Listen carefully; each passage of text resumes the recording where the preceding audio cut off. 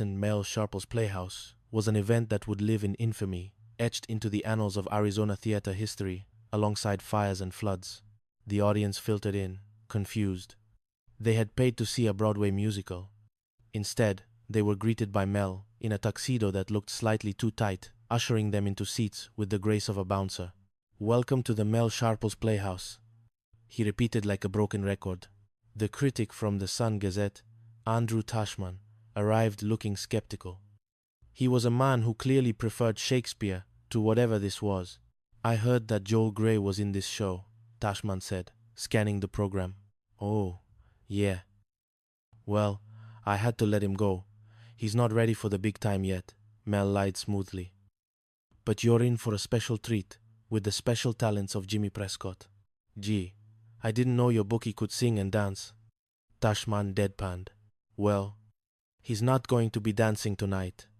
He's in a wheelchair," Mel admitted. Tashman stared at him. "We paid $10 a pop to see a bookie in a wheelchair?" Mel, sensing the critic's displeasure, decided to employ the Sharples method of public relations: bribery. He shoved a check into Tashman's hand. "A check for $10? Tashman looked at the paper as if it were soiled. "You dare to offer me a check?"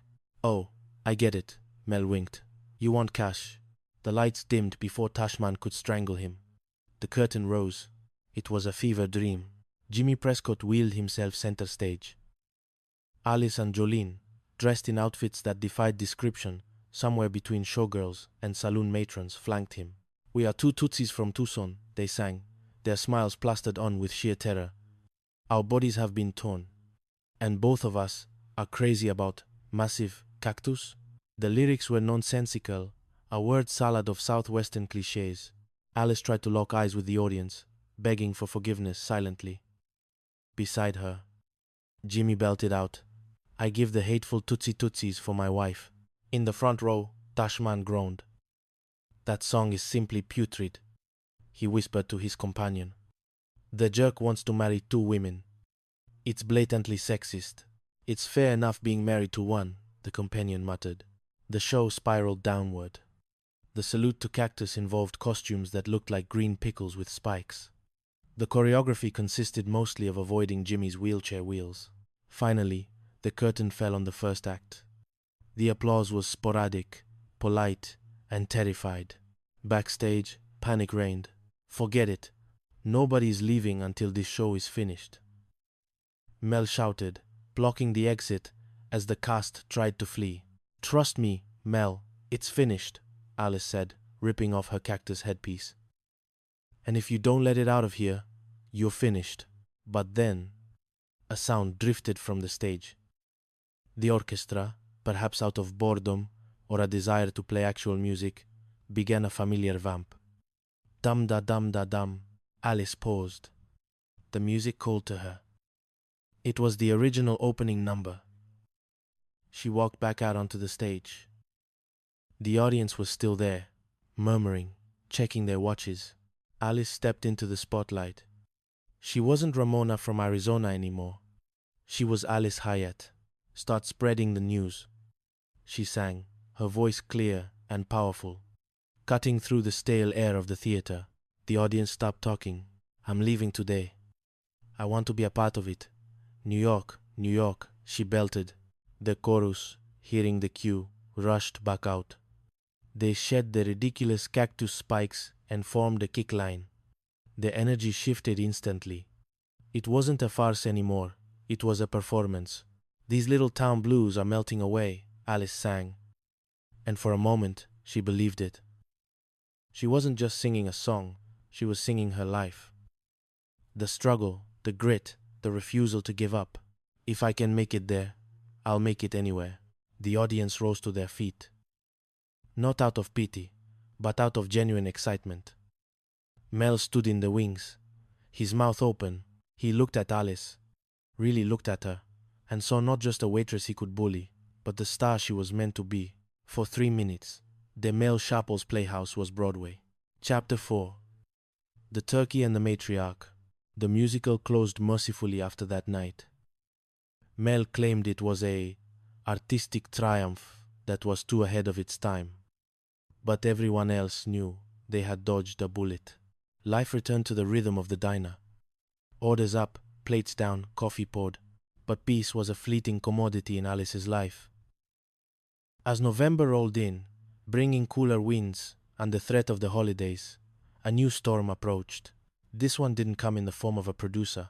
It came on a flight from New Jersey. Mona Spivak, Alice's mother. I think dunking is disgusting. What an awful thing to do to a dear little donut, Mona declared, sitting at the counter and watching Mel submerge a cruller into his coffee. Well, ain't donuts 3 days old? Mel's doing it a favor, to put it out of its misery, Jolene quipped. Alice watched her mother with a mixture of affection and exhaustion. Mona was a force of nature, a loving, critical, overwhelming force. She had arrived for Thanksgiving, with luggage full of guilt and a 28-pound turkey she had dragged across the country. Well, Alice, you're asking for trouble, Mel muttered, wiping his mouth. That's like taking raw meat away from a grizzly bear. I want you to have a nice big appetite for my wonderful Thanksgiving dinner tomorrow, Alice told him, ignoring the jab. She turned to her mother. Ma, Mel's invited. Finally, Mona sniffed. I brought Sam's turkey. My butcher. Every year, he saves me his biggest bird. Ma, I appreciate it, but I have a 22-pounder already, Alice said, trying to set a boundary. It was her house, her dinner. Oh, this is a 28-pounder, Mona countered, as if size were the only metric of love. But listen, don't think you have to use it. I mean, even though I dragged this turkey half across the country, I almost got a hernia. The guilt trip was subtle, expert, surgical. Ma, we'll use your turkey. Alice surrendered. Later that evening, the situation escalated. Alice was dating Greg Chandler, a handsome, steady man who was the antithesis of the chaotic men usually found in her orbit. Mona, naturally, had to inspect him. You're so pretty, Mona told Greg, holding his face. No, don't kiss me. You'll catch my cough. You're sick? Greg asked. Believe me, you don't want to hear about it, Mona sighed, ensuring he would hear about it for the next hour. The tension came to a head in Alice's apartment. Mona had rearranged the silverware drawer in the middle of the night because she couldn't sleep. She had replaced Alice's stuffing with her own chestnut recipe. She was rewriting Alice's life, just as Mel had rewritten the musical. Ma, we have to talk right now, Alice said, cutting a slice of pie with trembling hands. Why? I know you're upset, Mona said, looking wounded. I don't understand how you could announce in front of everybody that you're gonna come and live with me without discussing it with me. Alice burst out. The room went silent. Greg looked at his turkey. Tommy looked at his shoes. Okay, so we'll discuss it now, Mona said calmly. Can I come and live with you? No, Alice said. Why not? Because you're making me crazy, Alice shouted. Ever since you've come here, you have to have everything your own way. You rearranged my silverware drawer. You brought a 28-pound turkey. You force-fed Greg. Mona sat back, her eyes filling with tears. I would like to apologize, Mona said softly, her voice trembling.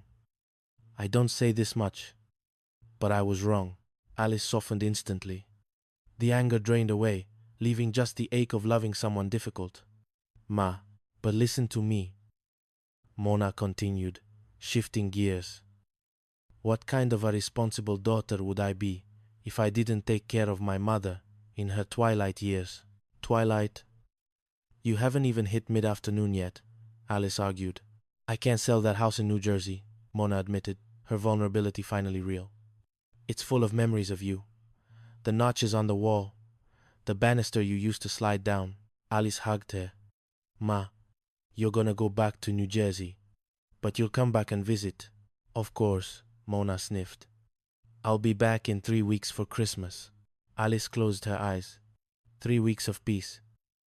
She could do this. She was Alice Hyatt. She had survived Mel's musical. She could survive Christmas. Chapter 5. The cheerleader in the diner. Peace, however, was not on the menu. No sooner had Mona departed